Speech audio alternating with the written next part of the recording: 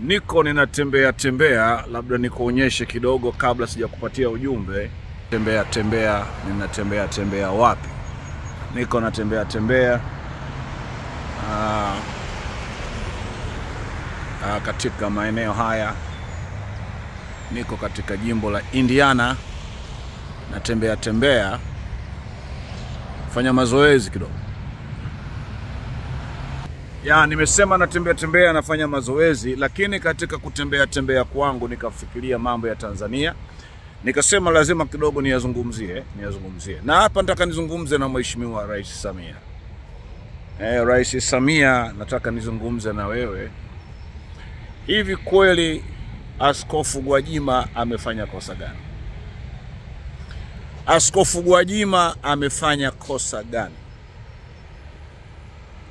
Askofu Gwajima anapodai ya kwamba Tanzania kuna watu wanatekwa, kupotezwa na kuuawa, hilo ndio kosa lake? Nakuuliza Rais Samia, hilo ndio kosa la Askofu Gwajima? Ndio kosa la Askofu Gwajima ya kwamba anadai Watanzania wasiuawe? Askofu Gwajima anakemea watekaji, alafu wewe Mheshimiwa Rais unaona ya kwamba amefanya jambo la hatari sana kwa usalama wa taifa? Kweli? Ni kweli ya kwamba kauli ya Mheshimiwa Bishop Gwajima inahatarisha usalama wa taifa? Kweli? Au inahatarisha usalama wako? Mheshimiwa Rais, ninashangaa, sijui unafikiria kwa kutumia akili gani. Ninashangaa sana. Okay.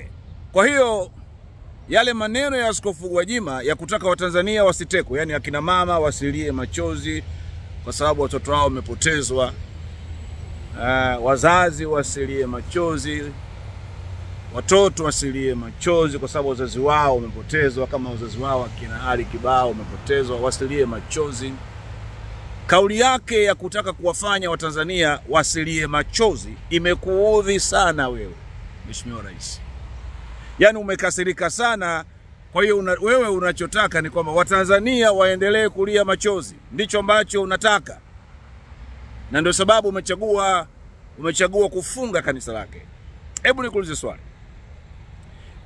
Hivi kama Mheshimiwa Gwajima angekuwa ni shehe mwenye makanisa 2000 nchi nzima, kila mkoa ni shehe mwenye misikiti, shehe mwenye misikiti nchi nzima, ni shehe mwenye misikiti nchi nzima. Kwa hiyo kila mkoa, kila wilaya kuna msikiti wa Shehe Gwajima. Kama Gwajima angekuwa ni shehe, ungefunga misikiti? Nakuuliza Rais Samia, kama shehe angekuwa Gwajima angekuwa ni shehe, je, misikiti yake nchi nzima ungeifunga? Hivi kwa nini Mheshimiwa Rais unatumia upole wa Watanzania kama kitu cha kukanyaga na kuponda? Kiburi hicho umekitoa wapi? Cha kuponda na kukanyaga upole na unyenyekevu walionao wa Kristo. Na hapa nataka nichukue nafasi hii kuwashukuru sana mashehe wote wenye akili zao waliolaani kitendo chako cha kumfungia Gwajima kanisa lake. Tunao mashehe ambao mimi nasema ni mashehe ambao si mashehe wa dini ya Kiislamu. Hapana, hawa ni mashehe wa dini ya Mwenyezi Mungu. Kuna tofauti kubwa sana kati ya mashehe wa dini ya Kiislamu na mashehe wa dini ya Mwenyezi Mungu. Naweza nikasema kwa ujasiri ya kwamba Rais Samia, wewe ni Muislamu wa dini ya Kiislamu, lakini sio Muislamu wa dini ya Mwenyezi Mungu. Wako marais kadhaa katika hii bara Afrika, nizungumze wachache wawili pengine kutoka katika West Africa, bara Afrika Magharibi. Hao ni Waislamu, ni marais Waislamu, lakini ni Waislamu wa dini ya Mwenyezi Mungu na wala si Waislamu wa dini ya Kiislamu. Rais Ibrahim Traore wa Burkina Faso ni Muislamu wa dini ya Mwenyezi Mungu. Rais Assimi Goita nafikiri wa Mali yule, ni Muislamu wa dini ya Mwenyezi Mungu na si Muislamu wa dini ya Kiislamu. Tofauti yake ni ipi? Marais hao wawili ukiwaangalia jinsi ambavyo wanafanya katika utawala wao, wanalinda uhai wa raia katika nchi zao, na vile vile wanalinda rasilimali za nchi ziwanufaishe raia katika nchi zao. Wewe uyafanye hayo kwa sababu wewe sio Muislamu wa dini ya Mwenyezi Mungu, wewe ni Muislamu wa dini ya Kiislamu. Umefunga kanisa la Mheshimiwa Bishop Gwajima. Na hapa nataka niwaombe sasa maaskofu wote katika nchi yetu. Mtaniwia radhi kama nilivyosema natembea tembea, niko barabarani hapa. Labda tena nikuonyesheni. Niko barabarani, niko natembea kama hivyo. Ninaangalia dunia jinsi ilivyo. Niko katika jimbo la Indiana. Hali ya hewa leo ni nzuri, baridi si kwa vile, pepo hakuna sana. Pepo uko vizuri kabisa. Kwa hiyo naangalia, napenda kuangalia umaridadi. Ndio. Okay, nimekuonyesha kidogo kwamba niko wapi. Kwa hiyo nataka niwaombe sasa maaskofu wote na mitume na manabii wote. Niwaombe. Bishop Gwajima anachotetea ni kwamba hataki Watanzania watekwe. Hataki Watanzania wapotezwe. Hataki Watanzania wauawe. Rais Samia anamtafuta mtu ambaye anatetea uhai wa Watanzania. Maana yake kwamba ni yeye Rais Samia anahusika na uuaji na upotevu na utekaji wa Watanzania katika nchi yetu. Niwaombe mababa askofu, niwaombe mitume na manabii wote. Ninawaomba Jumapili ya wiki ijayo, ninawaomba mababa maaskofu, ninawaomba mitume na manabii ambao mnasimamia haki.